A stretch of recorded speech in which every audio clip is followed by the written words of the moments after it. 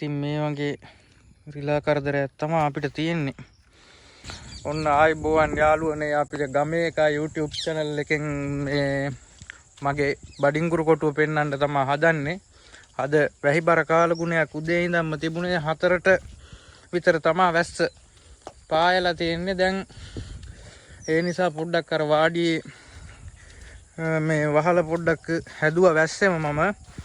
ඒත් රිලවුන්ගෙන් කරදරේ වැඩි නිසා දැන් ඉඳ ගන්න මොකක් කර එකක් හදන්න යන්න කියලා තමයි යන්නේ. මෙහි ඉතින් රිලව් කරදරේ හුඟක් වැඩි. යන්න පාරවලුත් නැහැ, මඩ වෙලා හුඟක්. අපි බලමු ගිහිල්ලා කොහොමද බඩින්ගුරු කෑල්ලේ තත්ත්වය කියලා.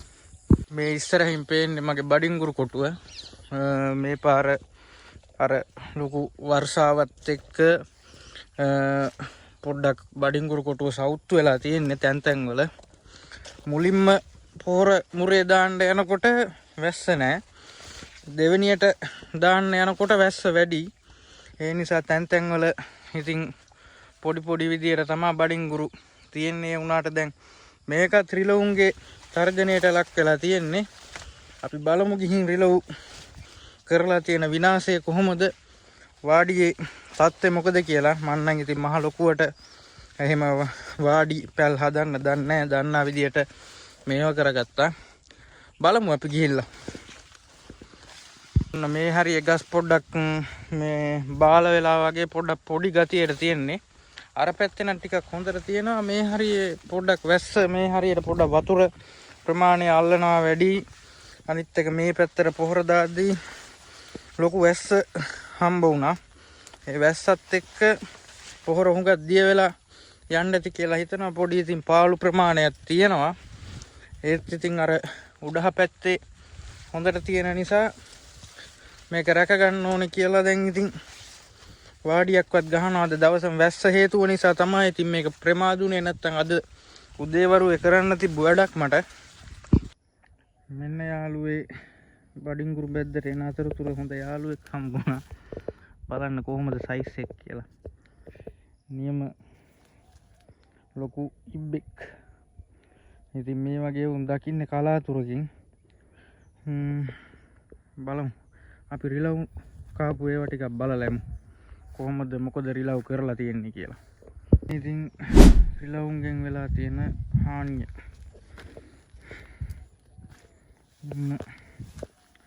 බස් මේවා කරලා කාලා රිලව් සහ මුලින්ම මේ වගේ තැන් තැන් වල හුඟක් විනාශ කරලා තව තියෙනවා.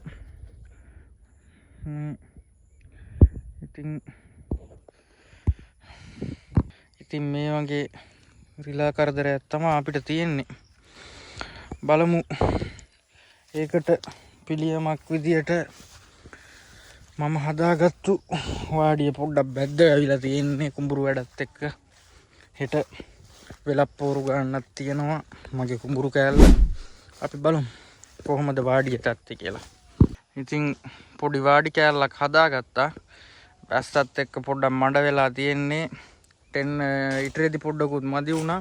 පොඩ්ඩක් ඉතින් වටපිටාව සුද්ධ කරගන්න ඕනේ. මේ රිලා හානිය නිසා හදිස්සියෙම මේවා වෙච්ච එක නිසා දැන් පොඩ්ඩක් මම වැස්සෙම තමයි මේ ටික හදාගත්තේ. පොඩ්ඩක් අර ඉඳ ගන්න මොකක් හරි මේකක් මේවා කරන්න ඕනේ. මෙතනින් එහාට තියෙන කැලය. අපි කෝටු ටිකක් කපාගෙන යමු බලමු. අපි ඉතින් මේ කෝටු ටිකක් කපා ගන්න තමයි කැලේට යන්න හදන්නේ. මුලින්ම අපිට සාමාන්‍ය ටිකක් ලොකු දෙබල් හතරක් තමයි ඕන වෙන්නේ. බලමු මේ ළඟපාතින් අපිට කෝටු ටිකක් හොයාගන්න පුළුවන් වෙයි.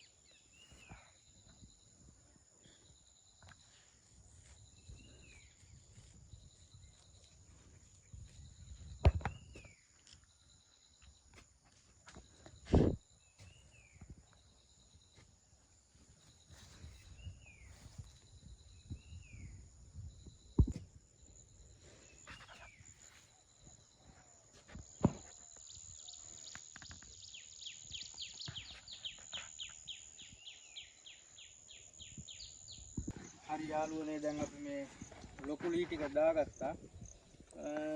දැන් තියෙන්නේ මේකට තියලා පොඩි ලී ටික බැඳ ගන්න තමයි. අපි බලමු ඒකත් බැඳලා පස්සේ කොහොමද අන්තිමට එන්නේ කියලා. ලී ටික කපා ගත්තා.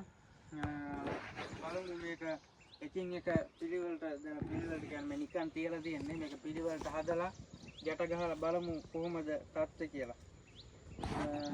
මේවා කරලා ඔයාලා චුට්ටක් බලන් ඉන්න කොහොමද වැඩේ සිද්ධ වෙන්නේ කියලා.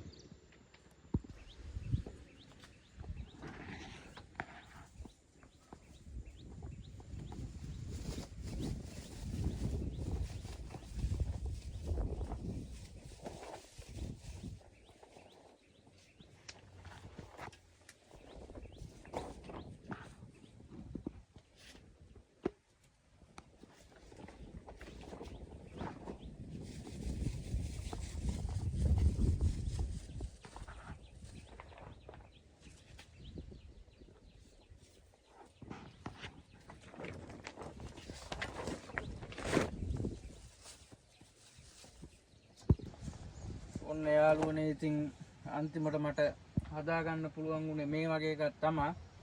හොඳයිද නරකයිද කියන්න දන්නේ නැහැ. ඉතින් පුළුවන් විදියට හදාගත්තා.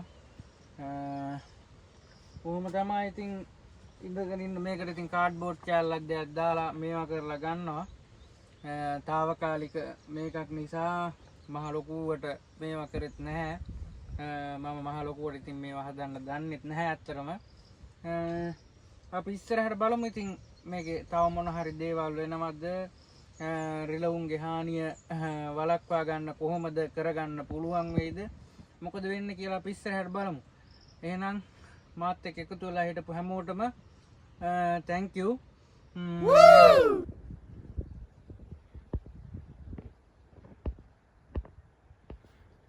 ඔන්න ඔය ආකාරයට තමයි ඉතින් මැස්ස සකසා ගන්න පුළුවන් උනේ මට.